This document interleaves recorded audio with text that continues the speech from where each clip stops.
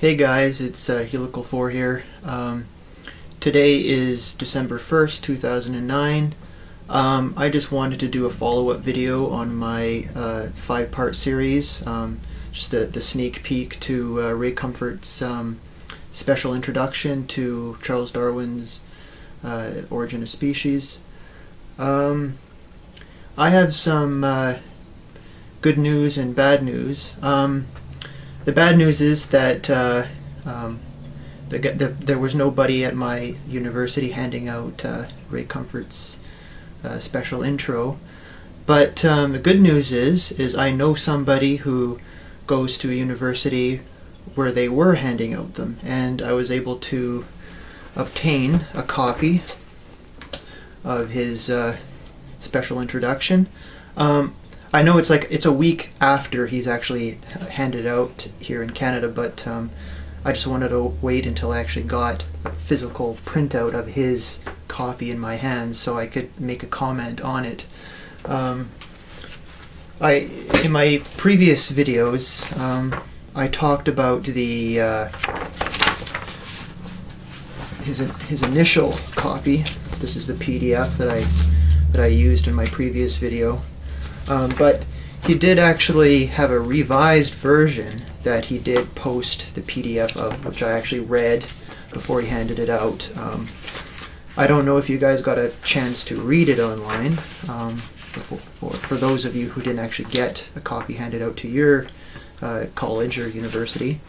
But I've noticed that he's actually taken it down since. I think he had it up a couple of weeks before he handed it out on the 21st, or actually I think it was the 19th that they handed out. But he's taken it down now, so you can't actually get it. I guess he's wanting people to buy it for $5 on Amazon.com or something like that. But I mean, if you manage to download a copy of his revised version, it is pretty much the same. I double checked it, his introduction, and also Charles Darwin's Origin of Species. The actual content of it is actually here. I actually made a prediction in my previous videos. I predicted that he had no intention of putting it in there, but I mean, other people, I mean, if you look on YouTube and other blogs on the internet, a lot of people said a lot of the same things that I did in my video. I mean, people are pretty bright. I mean, you can't really fool them. Where I think it kind of prompted him to actually have a reprint of his book with the actual Origin of Species in it. I think I remember reading somewhere on his site where he actually decreased the font size so he could print it in about 300 pages, the Origin of Species section, that is, to reduce it from 400 pages to about 300 pages, just so that it's cheaper to print, which makes sense. I mean, fine, but I mean, that just kind of seems funny because it kind of tells me that I was kind of right in my prediction that he didn't really have any intention, but people kind of called him on it, and I think it kind of prompted him to include it in there because people weren't going to be fooled, I think. Also, I mentioned about some chapters that weren't included. I think now that I remember, if I think back, kind of remember reading somewhere that in Charles Darwin's original edition, he actually only had about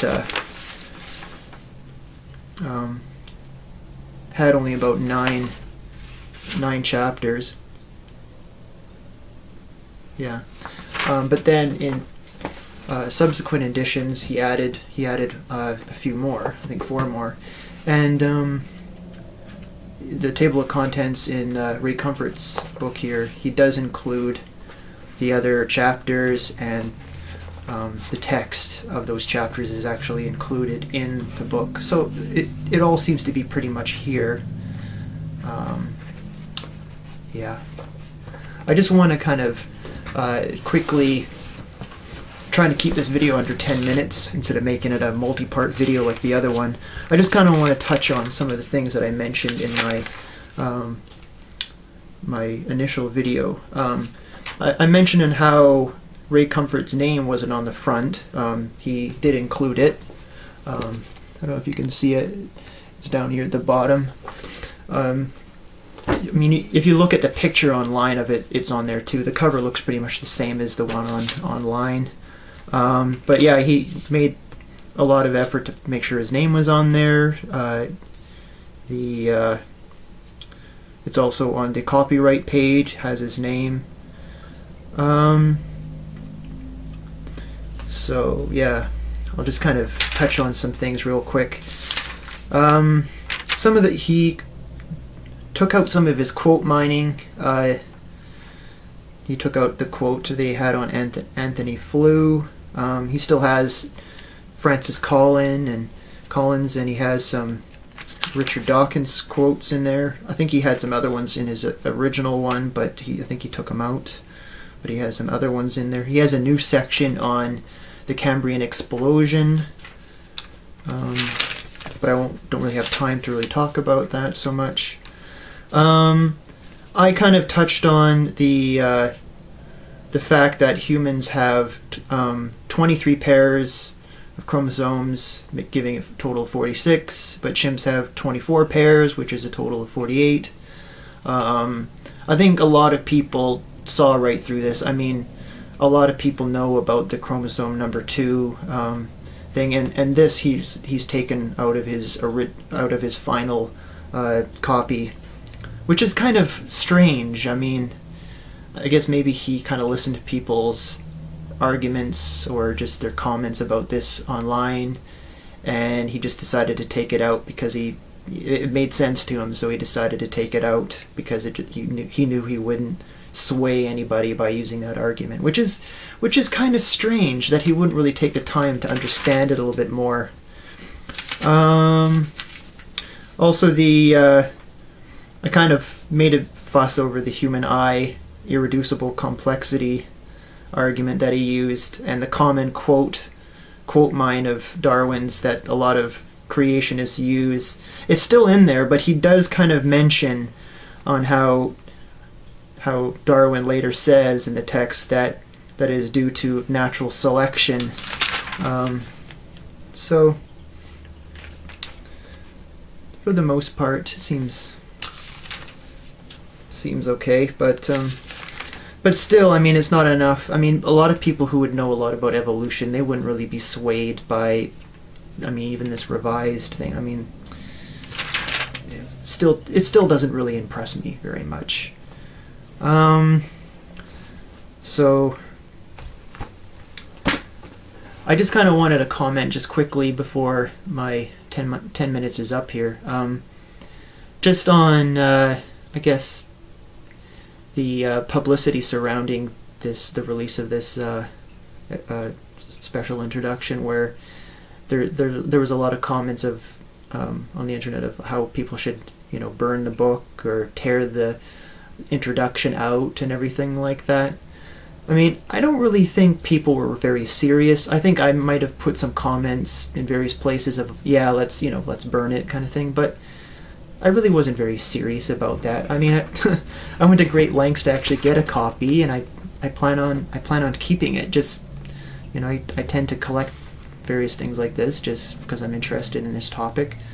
But I guess people kind of said it just because this is the very same attitude that we would expect of most, creationists or religious people. I remember seeing something on the news about the Harry Potter books and how religious groups were collecting them and having massive burnings of these books just because they didn't like the content of these Harry Potter books. And I mean, it's the same kind of thing that they would do, and so of course they would expect us to say something about this, like, let's burn it, But what was another thing? Oh yeah, I think he kind of focused on how Richard Dawkins told everybody to tear this introduction out. I mean, I guess it's just because, I mean, it really doesn't help us understand anything more about evolution. So it's just like, unless you're really interested in creationist stuff, I mean, it's really just a waste of your time if you're really wanting to learn anything more about evolution. But yeah. All right. Talk to you guys later.